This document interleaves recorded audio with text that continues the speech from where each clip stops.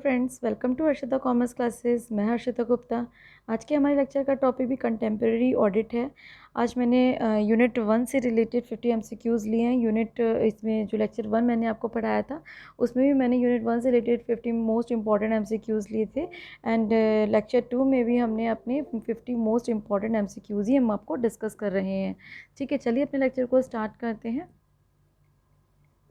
Okay, first question इसमें पूछा गया है,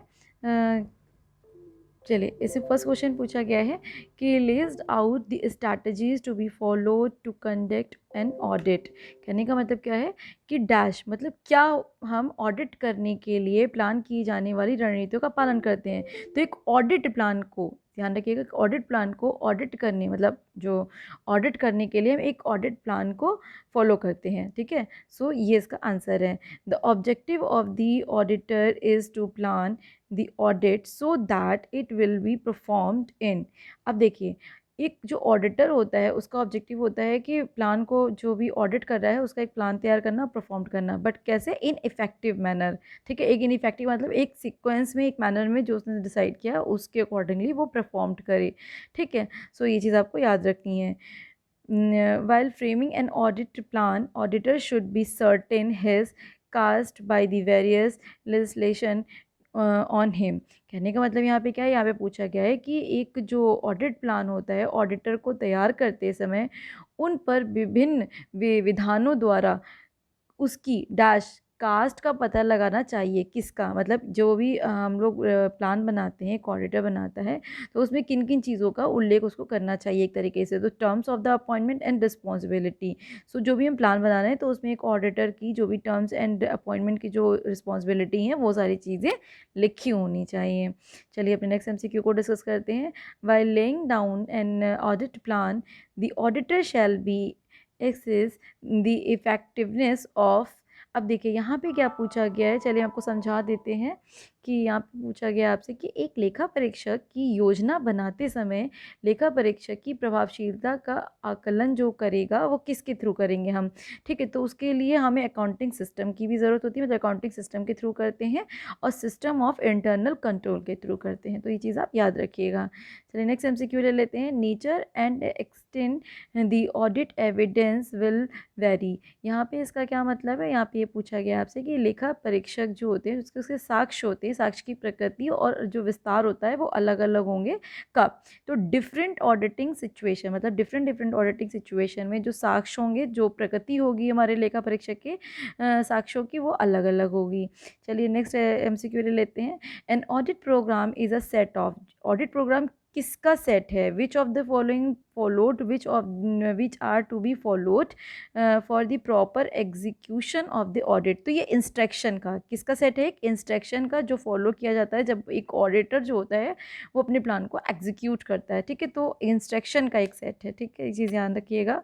आइए नेक्स्ट एमसीक्यू डिस्कस कर लेते हैं। It is a duty of the auditor to maintain the client information. कहने का मतलब क्या है कि ऑडिटर की ड्यूटी क्या होती है कि वो क्लाइंट की इंफॉर्मेशन कैसी रखे, मतलब कॉन्फिडेंशियल रखे। ठीक है, सुरक्षित रखे, वो किसी से शेयर ना करे। ये एक ऑडिटर की रिस्पॉन्सिबिलिटी होती है जिसको मेंटेन करना उसका काम होता है। नेक्स्ट एमसीक्यू ले लेते हैं। Working paper helps in proper. Working paper जो होता है वो किस चीज़ में हेल्प करता है? ऑडिट की प्लानिंग में एंड परफॉर्मेंस में। ये चीज़ आप याद रखिएगा। चलिए नेक्स्ट एमसीक्यू ले लेते हैं। Senior can be supervise the audit work performed by the junior by examining their. देखिए सीनियर का करते हैं अपने सुपरवाइज करते हैं जो भी उनके जूनियर होते हैं ऑडिट वर्क को परफॉर्म करने के लिए। सो एग्जामिंग किस चीज़ के लिए? Working paper. किस चीज़ से रिलेटेड होते हैं? वर्किंग पेपर से।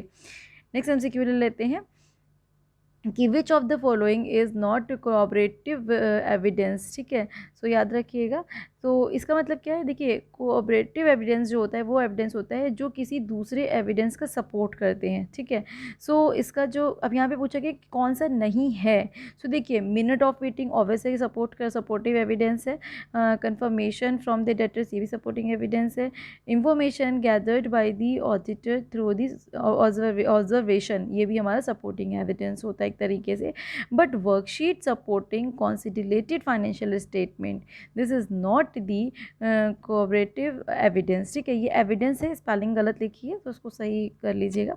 ठीक है, चलिए नेक्स्ट एमसीक्यू डिस्कस कर लेते हैं। आर, यहाँ पे पूछा है आर। ठीक है, कौन सा डॉक्यूमेंट, मतलब आर द डॉक्यूमेंट प्रिपेयर और obtained by the auditor and retained, ये सॉरी टी की जगह आर कर लीजिएगा, retained by him in connection with the audit. कहने का मतलब क्या है कि किसका, जब हम डॉक्यूमेंट प्रिपेयर करते हैं उसको ऑब्टेन करते हैं किसके द्वारा, ऑडिटर के द्वारा, तो किस चीज़ मतलब कि कनेक्शन होता है उसका, वर्किंग, जो ऑडिट वर्किंग पेपर होता है उससे कनेक्टेड होता है। नेक्स्ट एमसीक्यू लेते हैं। जो working paper are connected, working paper are connecting link between, working paper जो होता है वो किन के बीच में लिंक को कनेक्ट करता है, client record and audited account के बीच में। ठीक है, सो याद रखिएगा ये चीज़। चलिए नेक्स्ट एमसीक्यू ले लेते हैं। appropriateness of the evidence is depend upon the following। देखिए, सबूतों की जो उपयोगिता होती है वो किस बात पे निर्भर करती है, वो निर्भर करती है इंफॉर्मेशन मस्ट बी रिलेवेंट, जो इंफॉर्मेशन हो वो रिलेवेंट होनी चाहिए। ठीक है, नेक्स्ट एमसीक्यू ले लेते हैं। The auditor has to obtain sufficient appropriate evidence. देखिए, अब यहाँ पे क्या पूछा गया कि एक लेखा परीक्षक को पर्याप्त उपयुक्त साक्ष्य प्राप्त करने होंगे। क्यों? क्योंकि उसको फॉर हिज ओपिनियन, अपने ओपिनियन के लिए, भाई अगर साक्ष्य हमारे सही होंगे तो उसी के बेस पे तो एक ऑडिटर अपना ओपिनियन देगा, तो उसके लिए उसको जो है वो साक्ष्य प्राप्त करने होते हैं। नेक्स्ट एमसीक्यू लेते हैं। एविडेंस डैश, अब यहाँ पे लिखा है evidence dash through the auditor direct observation expansion और एंड कंप्यूटेशन। सो किसके थ्रू, जनरेटेड, अगर एविडेंस जनरेट करें, ठीक है, जनरेटेड थ्रू दी जो एविडेंस होगा वो generated through the auditor. Auditor जब डायरेक्ट ऑब्जर्वेशन करता है, इंस्पेक्शन करता है, कंप्यूटेशन करता है, ठीक है, सो वो एविडेंस को जनरेट करता है। Usually better evidence to be obtain directly, इसलिए। ठीक है, सो ध्यान रखिएगा ये चीज़। चलिए नेक्स्ट एमसीक्यू ले लेते हैं। नेक्स्ट एमसीक्यू हमारा, the quality of the performance generated by the audited organisation is directly related to the strength of the organisation.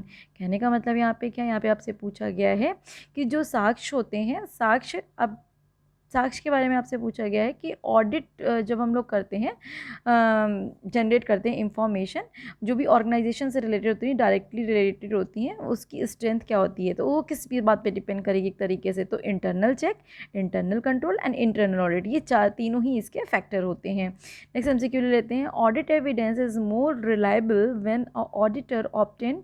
अब ऑडिट एविडेंस कब मोर रिलायबल होंगे, जब वो जो ऑडिटर होगा उसको कहाँ से प्राप्त करेगा, external evidence from the different resources, यहाँ पे different sources of the different nature. ठीक है, चलिए नेक्स्ट एमसीक्यू लेते हैं। The evidence collected by the मतलब कि auditor must be supported the content of the following content of the audit work. ठीक है, सो ये चीज़ आप याद रखिएगा। इसमें क्या पूछा गया कि एक लेखा परीक्षक जो होता है, लेखा परीक्षक के द्वारा जितने भी सबूत एकत्रित किए जाते हैं, सामग्री एकत्रित किए जाते हैं, समर्थन करता है। वो किस चीज़ का समर्थन, मतलब ऑडिट वर्क का। भाई एक लेखा परीक्षक जो भी अपने काम करेगा, सबूत एकत्रित करेगा, कंटेंट जो है वो जमा करेगा, तो वो क्या होगा, ऑडिट वर्क हो जाएगा उसका। ठीक है, चलिए नेक्स्ट एमसीक्यू ले लेते हैं कि auditor has to be obtain, यहाँ पे डैश लिखा है, सब्सटेंटिव, ये भी स्पेलिंग थोड़ा सा गलत है, मिस्टेक है, तो उसको सही कर लीजिएगा। Substantive his opinion on the financial statement, तो दिस इज जो ऑडिटर होता है वो कहाँ से, सफिशिएंट एंड अप्रोप्रिएट एविडेंस होना चाहिए। कैसा, सफिशिएंट, अगर अप्रोप्रिएट एविडेंस होगा तब जो ऑडिटर है वो अपने फाइनेंशियल स्टेटमेंट से रिलेटेड जो है वो एक सही ओपिनियन, एक मजबूत, एक ठोस जिसको कहते हैं, सब्सटेंटिव, यहाँ पे सब्सटेंटिव है, ठीक है, सब्सटेंटिव हिज ओपिनियन तो दे पाएगा। ठीक है, नेक्स्ट एमसीक्यू है। Dash refers to the method and means developed by the auditor for the collection and evaluation of the audit evidence in different audit situation। So उसको क्या कहते हैं हम, audit टेक्निक कहते हैं। ठीक है, चलिए नेक्स्ट एमसीक्यू लेते हैं। Audit programme is prepared by, audit programme किसके द्वारा प्रिपेयर किया जाता है, ऑडिटर के थ्रू प्रिपेयर किया जाता है। नेक्स्ट एमसीक्यू ले लेते हैं। जो अकाउंट मेंटेन करना काम किसका होता है, अकाउंटेंट का होता है। Time extend and time extend and nature, देखिए टाइम एक्सटेंड एंड नेचर, अगर नेचर होगा यहाँ पे ना तो nature of the audit depend upon the effectiveness of the internal control. ठीक है, तो ये किस पे डिपेंड करता है, इंटरनल कंट्रोल के इफेक्टिवनेस पे डिपेंड करता है। नेक्स्ट ले लेते हैं, what is the analytical procedure. Analytical procedure हम इनमें से किसको कहेंगे, तो एनालिटिकल प्रोसीजर हम तभी कहेंगे जब substantive test design to the study relationship between financial and non financial जो भी हमारे होते हैं काम उससे रिलेटेड होता है। तो ये जो एनालिटिकल जो प्रोसीजर होता है वो किसके बीच का रिलेशन होता है, फाइनेंशियल एंड नॉन फाइनेंशियल के बीच का रिलेशन होता है, उसको हम स्टडी करते हैं सब्सटेंटिव टेस्ट के थ्रू। ठीक है, चलिए नेक्स्ट एमसीक्यू ले लेते हैं कि audit programme is a documented in the dash. अब यहाँ पे पूछा गया है audit programme is a documented in the dash which are the official record the contents are planning and execution of the audit agreement. So उसको हम क्या कहेंगे, ऑडिट एंड एक्शन प्लान, क्या कहेंगे हम उसको, ऑडिट एंड एक्शन प्लान। ठीक है, सो ये चीज़ आप याद रखिएगा। एक तरीके से हम ये भी कह सकते हैं कि जो प्रोग्राम होता है ऑडिट का प्रोग्राम, यहाँ पे पूछा गया है डैश कौन सा प्रलेख, मतलब प्रलेखित किया गया होता है जो कि अधिकृत समझौते होते हैं जिसमें लेखा परीक्षक समझौतों को निष्पादित करने, मतलब कौन कौन सी चीज़ें काम करेगा उसको सम्मिलित करता है, तो वो क्या होता है, ऑडिट एंड एक्शन प्लान होता है। ठीक है, चलिए नेक्स्ट एमसीक्यू ले लेते हैं। नेक्स्ट एमसीक्यू है audit programme helps in ensuring that the important area of appropriately covered during. So किन किन चीज़ों को कवर करता है, अकाउंटिंग एंड ऑडिटिंग, ध्यान रखिएगा अकाउंटिंग एंड ऑडिटिंग। इसमें क्या पूछा गया है कि महत्वपूर्ण कार्यक्रम ये सुनिश्चित करने में मदद करते हैं, क्या सुनिश्चित करने में मदद करते हैं, कि विभिन्न जो महत्वपूर्ण क्षेत्र हैं के दौरान उचित रूप से मतलब जितने भी काम हैं उनको सही रूप से कवर किया गया है, तो किस में होगा, ये अकाउंटिंग एंड ऑडिटिंग में होगा। नेक्स्ट एमसीक्यू ले लेते हैं, audit program helps in distributing the work among the assistant in the according to the level of their। तो ये एक्सपीरियंस के बेस पे, ठीक है, या कॉम्पिटेंस के बेस पे हम उस चीज़ को डिवाइड करेंगे वर्क को। ठीक है, तो ध्यान रखिएगा। नेक्स्ट एमसीक्यू है इंटरनल कंट्रोल। इंटरनल कंट्रोल में क्या क्या चीज़ें इंक्लूड होती हैं, economic, non economic, administrative control. तो ये तीनों ही कंट्रोल जो होते हैं वो हमारे इंटरनल कंट्रोल में इंक्लूड होते हैं। नेक्स्ट एमसीक्यू ले लेते हैं, which type of the employees of the firm are appointed as a internal audit, मतलब कौन से ऐसे एम्प्लॉयज़ होती हैं जिनको हम इंटरनल ऑडिट के तौर पे जो है वो अपॉइंट कर सकते हैं। तो यहाँ पे देखिए, यहाँ पे लिखा है who are not related to the book of account, मतलब वो एम्प्लॉयज़ जो बुक ऑफ अकाउंट से रिलेटेड ना हो, मतलब उनका काम जो है वो अकाउंट बुक को मेंटेन करने का काम ना हो। कि भाई अगर कोई भी एम्प्लॉई अगर वो बुक अकाउंट जो अकाउंट्स की बुक है वो मेंटेन नहीं करेगा तो उसको उसके बारे में पता भी नहीं होगा। But are worst in the accounting the honest, मतलब बट वो अपना काम अगर अकाउंटिंग का हॉनेस्टी के साथ करे तो उसको हम इंटरनल ऑडिटर जो है वो अपॉइंट कर सकते हैं। नेक्स्ट एमसीक्यू ले लेते हैं, in a broader scope, broader scope इसमें से किसका है, इंटरनल कंट्रोल, क्योंकि इंटरनल कंट्रोल में इंटरनल ऑडिट भी आता है और इंटरनल चेकिंग भी आता है। तो internal checking and internal audit is also part of the internal control, तो याद रखिएगा ये इंपॉर्टेंट है। सो नेक्स्ट एमसीक्यू हमारा, auditor has reported to, auditor किसको रिपोर्ट करेगा, अपॉइंटिंग अथॉरिटी, मतलब जो भी अपॉइंटिंग अथॉरिटी, जैसे मान लीजिए हमने अपने ऑडिटर को अपॉइंट किया कि आप हमारे जो जितने भी लेखे जोखे हैं, जितने भी अकाउंट्स हैं, जितनी भी बुक्स हैं, वाउचर्स हैं, उनको आप देखिए और एडिट रिपोर्ट बनाइए। तो जो ऑडिटर होगा वो किससे हमें किसको रिपोर्ट करेगा, अपॉइंटिंग अथॉरिटी, मतलब हम अपॉइंटिंग अथॉरिटी होगी तो हमें रिपोर्ट करेगा। ठीक है, a kind of the audit connected for the part of the accounting in a year, अगर एक पर्टिकुलर पीरियड के लिए जो ऑडिटिंग होती है तो उसको पीरियोडिकल ऑडिट कहते हैं, ध्यान रखिएगा। ठीक है, ये इस तरीके से आ सकता है। आप लोग टाइप्स ऑफ ऑडिट में पढ़ सकते हो, पार्शियल ऑडिट क्या होता है, कॉस्ट ऑडिट क्या होता है, इंटरिम ऑडिट क्या होता है, पीरियोडिकल ऑडिट क्या होता है। ठीक है, सो बहुत सारे टाइप्स के हमारे जो होते हैं वो ऑडिट होते हैं। अगर आपके पास अगर कोई बुक नहीं हो तो आप मुझे बता दीजिएगा कमेंट बॉक्स में, मैं इससे रिलेटेड जो इंपॉर्टेंट पॉइंट्स हैं वो आपको शेयर कर दूँगी। जैसे अगर हम ब्रॉडली बात करें क्लासिफिकेशन ऑफ द ऑडिट की, तो ऑडिट को 2 पार्ट्स में डिवाइड किया गया according to the business structure, मतलब हमारे ऑर्गेनाइजेशन या बिजनेस स्ट्रक्चर के बेस पे ऑडिट, या फिर according to the practical utilities के बेस पे, ठीक है। तो अगर बिजनेस के बेस पे कहें तो ऑडिट कितने टाइप का होता है, स्टैट्यूटरी ऑडिट होता है, प्राइवेट ऑडिट होता है, गवर्नमेंट ऑडिट होता है, इंटरनल ऑडिट होता है, ठीक है। बट अब देखिए यहाँ पे अगर स्टैट्यूटरी ऑडिट की हम बात करें तो statutory audit also divided into 3 parts. Company audit होता है, ऑडिट ऑफ ट्रस्ट होता है, ठीक है, और ऑडिट ऑफ अदर इंडिविजुअल्स होता है। बट अगर हम बात कर रहे हैं प्राइवेट ऑडिट की, तो प्राइवेट ऑडिट में आता है ऑडिट ऑफ सोल प्रॉपर्टी, मतलब कि जो सोल बिजनेस कंसर्न से रिलेटेड होते हैं, audit of the partnership form, या फिर audit of the other individuals. But अगर हम बात करें ऑडिट सेकेंड पार्ट के अपने की प्रैक्टिकल यूटिलिटी, तो प्रैक्टिकल यूटिलिटी के बेस पे जो ऑडिट होता है उसी में ही आता है आपका complete audit, partial audit, continue audit, periodic audit, interim audit, cash audit, cost audit, management audit. तो ये सारे जो पार्ट होते हैं हमारे प्रैक्टिकल यूटिलिटी के ऑडिट के पार्ट होते हैं। तो डिफरेंट डिफरेंट टाइप्स के जो होते हैं वो ऑडिट्स होते हैं। चलिए नेक्स्ट एमसीक्यू ले लेते हैं।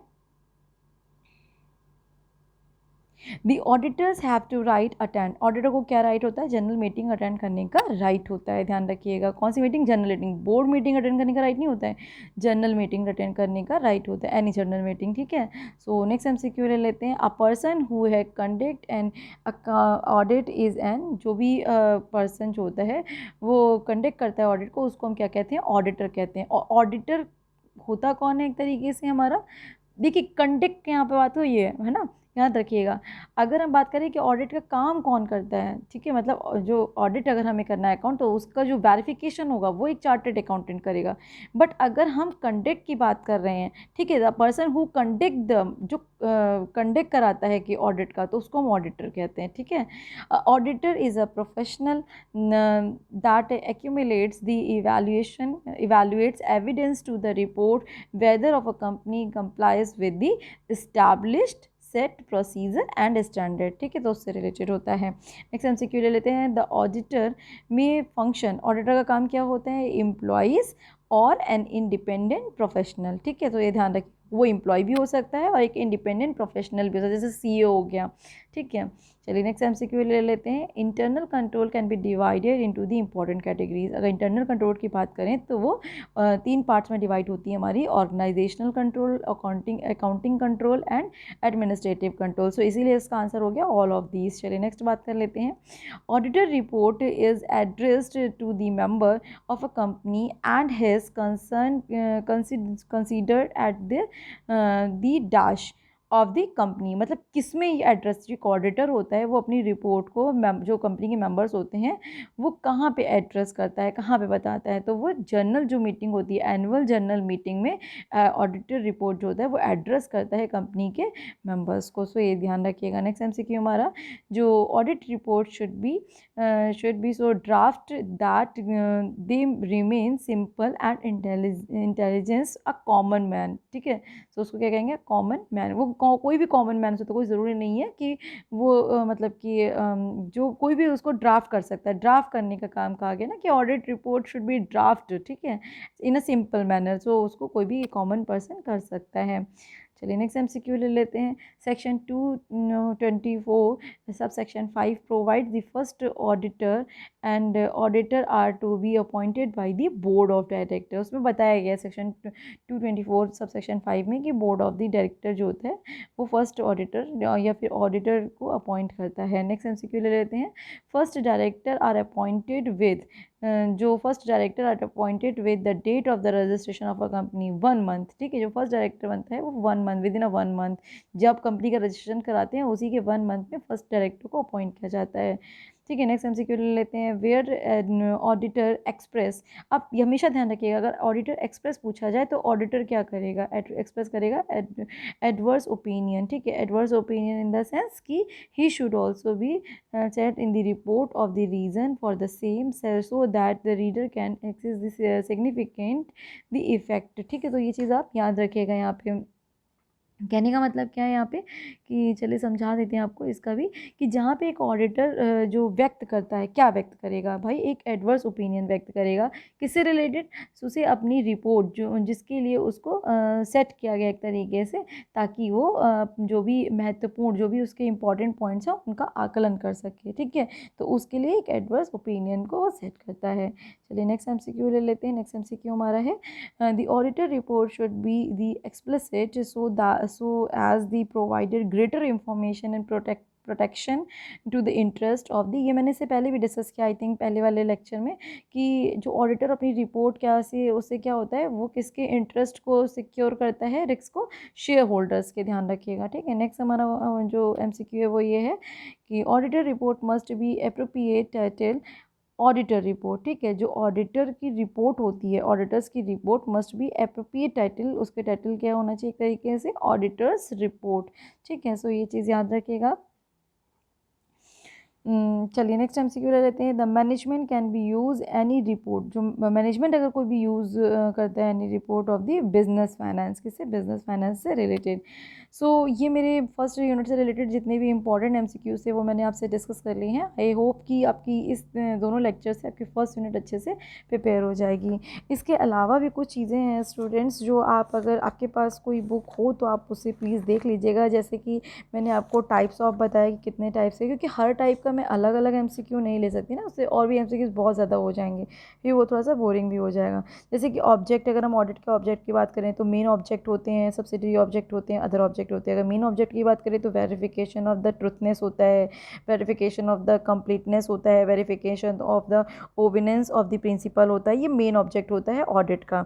अगर बात करें सब्सिडरी ऑडिट, तो सब्सिडरी ऑडिट में क्या होता है, डिटेक्शन ऑफ द एरर होता है, डिटेक्शन ऑफ द फ्रॉड होता है, प्रिवेंशन ऑफ द फ्रॉड होता है, तो ये सब काम होता है सब्सिडरी ऑब्जेक्ट का। अदर अगर हम ऑब्जेक्ट की बात करें तो उसका होता है एडवाइजिंग का काम, मॉरल प्रेशर या फिर employee, satisfying the government, legal formalities, ये सब जो काम होता है ये हमारे अदर ऑब्जेक्ट का होता है। तो कुछ चीज़ें हैं जो अगर आप चाहो तो मैं आपकी एक शॉर्ट समरी बना दूंगी और इस पर सेंड कर दूंगी, बट आप थोड़ा सा ना इसको एक बार गूगल करके भी पढ़ लीजिएगा, क्योंकि देखिए मैं आपको इंपॉर्टेंट एमसीक्यू प्रोवाइड करा सकती हूँ ना, और मैं कोशिश करती हूँ कि मैं मोस्ट इंपॉर्टेंट एमसीक्यू लूँ जो कि एग्ज़ाम के पॉइंट ऑफ व्यू से इंपॉर्टेंट हो, ठीक है। तो एमसीक्यू में हम पैटर्न को नहीं क्लियर कर सकते हैं ना, कि जैसे कि मान लीजिए पीरियोडिकली ऑडिट क्या होता है, तो उसकी प्रॉपर डेफिनेशन तो आपको पता होनी चाहिए ना। तो अब वो अगर वो सम कंटेंट लेंगे तो मेरा जो वीडियो होगा वो बहुत लंबा हो जाएगा। सो प्लीज़ थोड़ा सा शॉर्ट नोट टाइप का आप बैठें, जब भी आप सुबह या फिर मॉर्निंग में कभी भी फ्री हो, आप उसको सर्च करते रहिए जब तक मैं अपने नेक्स्ट वीडियो को अपलोड करती हूँ, ठीक है। ओके, चलिए नेक्स्ट वीडियो में मैं सेकेंड यूनिट स्टार्ट करूँगी। थैंक यू स्टूडेंट्स, आज के लिए इतना ही। एंड अगर आपको मेरा लेक्चर अच्छा लगे तो प्लीज़ इसको ज़्यादा से ज़्यादा लाइक करिए, सब्सक्राइब करिए एंड शेयर करिए। Thank you.